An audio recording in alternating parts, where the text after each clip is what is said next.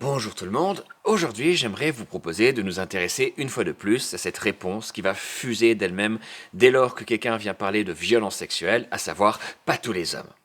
Et notamment j'aimerais confronter cette remarque à une rhétorique qu'on nous resserre très régulièrement, celle sur les pulsions masculines.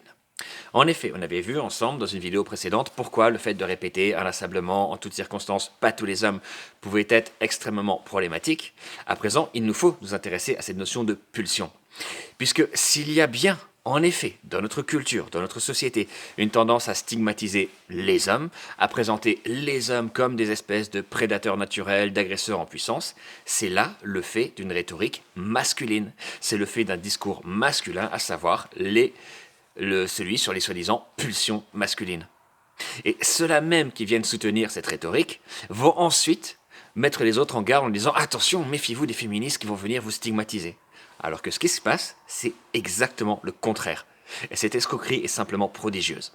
Pourtant, ça m'a pas l'air bien difficile de réaliser que cette notion de pulsion n'a rien, mais alors rien, de favorable aux femmes, au féminisme. Bien au contraire.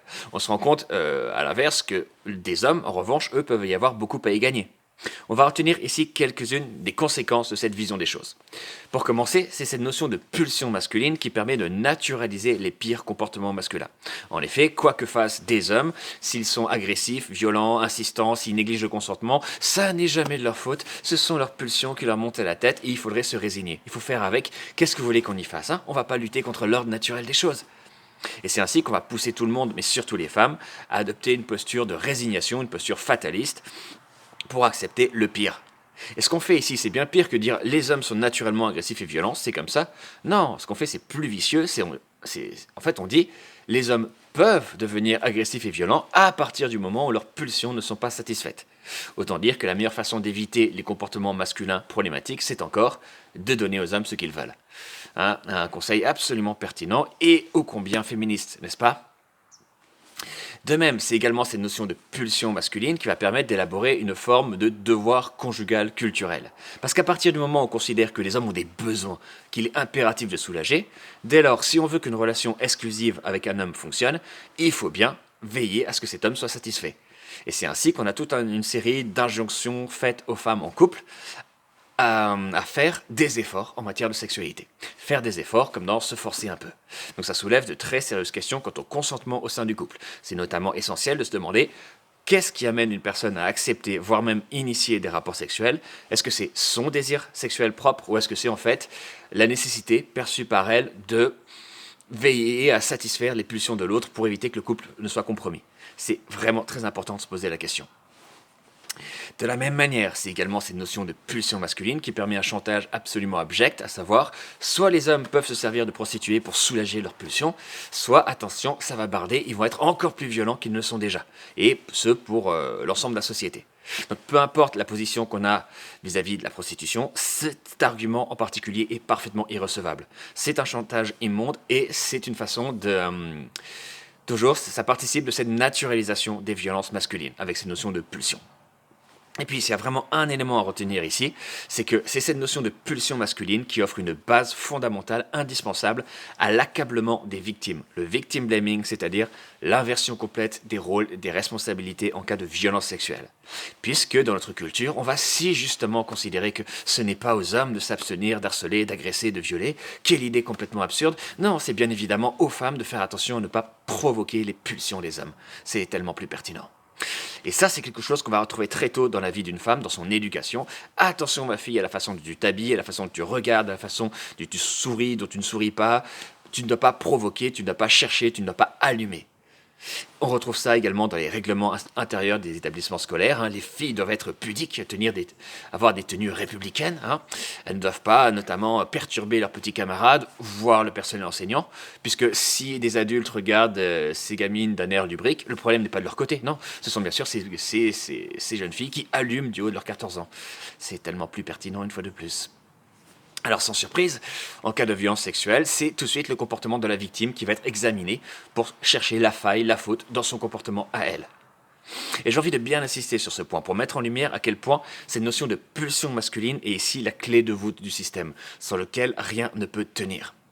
Imaginez qu'au lieu de parler d'une victime de violence sexuelle, on parle d'un homme noir qui a subi une agression raciste. Il est éclaté en sang sur le trottoir. Et là, quelqu'un vient nous dire, oui, mais en même temps, vous avez vu comment il était habillé? Il portait un short, un débardeur, il exposait toute sa peau noire au tout venant. Je veux dire, on sait bien qu'il y a des racistes. Pas tout le monde, hein. Hashtag pas tous les blancs. Mais enfin, s'il provoque les pulsions des racistes, c'est lui qui cherche un peu. Qui, aujourd'hui, pourrait officiellement, publiquement, venir soutenir une telle rhétorique? Pas grand monde, il me semble. Hein. On a beau évoluer d'une société profondément raciste, au racisme décomplexé, banalisé, institutionnalisé. Là, pour autant, quand même, c'est un peu trop gros pour que ça passe. Ben, là où ça devient simplement sidérant, c'est que si on transpose la même rhétorique du racisme au sexisme, ah bah oui, là d'un coup ça a l'air d'avoir tellement plus de sens. Et c'est ce qu'on vient nous resservir inlassablement comme discours. Ah bah oui, mais si une femme cesse de cacher son corps de femme, si elle dévoile un peu de sa peau de femme, ses bras, ses jambes, bah forcément elle s'expose à des actes de violence sexuelle. C'est un processus naturel d'action-réaction, évidemment. Ce qui permet de jouer de la confusion ici entre un désir sexuel qui peut exister, qui est parfaitement naturel et certainement pas problématique en tant que tel, et une tendance à l'agressivité, à la violence, c'est cette notion ultra toxique de pulsion masculine. Donc, si on comprend tout ça, on réalise sans difficulté que ce ne sont pas les féministes qui ont un quelconque intérêt à venir soutenir cette notion de pulsion. Ce ne sont pas les féministes qui veulent pousser les femmes à la résignation, à accepter les pires comportements masculins. Ce ne sont pas les féministes qui vont venir expliquer que oui, les femmes doivent faire des efforts en matière de sexualité pour soulager les pulsions de leur partenaire, quitte à se mettre gentiment leur consentement derrière l'oreille.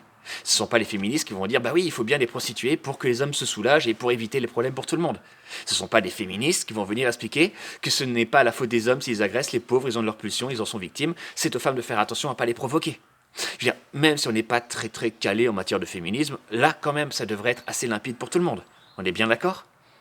Donc, dans les faits, c'est tout le contraire qui se passe, puisqu'on voit bien ici que si on veut lutter efficacement contre cette culture toxique, qui est la culture du viol, il est nécessaire d'attaquer cette notion irrecevable de pulsion masculine. Et ce qu'il en résulte, c'est que dans les faits, le féminisme, dont ce n'est pourtant pas l'objet, pas le but, va finalement bien mieux défendre les hommes contre cette espèce de stigmatisation que les hommes eux-mêmes, lorsqu'ils répètent inlassablement « pas tous les hommes », en s'en prenant aux féministes. Je ne sais pas si vous voyez l'ironie de la situation ici. Et là où c'est simplement surréaliste, c'est que autant on a plein d'hommes qui auront ce réflexe de dire pas tous les hommes, avec toutes les conséquences qu'on a vues dans une vidéo précédente, autant là, face à cette rhétorique qui va précisément désigner les hommes de façon parfaitement explicite, qui va désigner spécifiquement, explicitement les hommes comme des espèces d'agresseurs naturels, là les réactions masculines, quelles sont-elles? Et bien pour l'essentiel, c'est un silence de mort. On n'a virtuellement aucune voix d'homme qui s'élève pour protester, pour contester cette notion de pulsion. Et c'est parfaitement sidérant. Et c'est à se demander, là, ils sont où les pas tous les hommes, hein, ceux qui réagissent d'habitude au quart de tour? Bah là, sur cette question, on ne les entend plus du tout, c'est silence dans les rangs. Et c'est complètement inconcevable. Alors, bien sûr, l'idée, c'est pas de venir soutenir l'adage qui dit que qui ne dit mot consent, adage complètement absurde, qui plus est, dans le contexte, ce serait d'une douloureuse ironie. Néanmoins, on peut dire que ce silence masculin est quelque chose de pesant, de particulièrement oppressant. Et manifestement, ça n'a pas l'air de troubler les hommes plus que ça, d'être désignés de cette façon-là. Ah bah oui, bah nous on a des pulsions, c'est comme ça.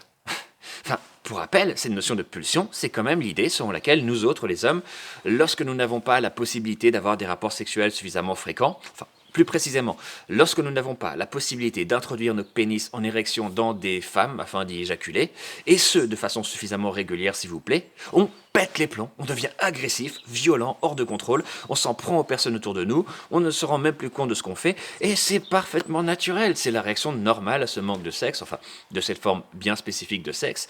Et d'ailleurs, si des femmes ne peuvent pas l'accepter, le comprendre, notamment des femmes féministes qui se mettent en colère, c'est bien évidemment parce qu'elles sont hystériques car mal baisées. C'est tellement convaincant. Donc, si on a du mal avec cette façon de présenter les hommes, c'est très bien, c'est une très bonne chose, on n'a en effet aucune raison de l'accepter.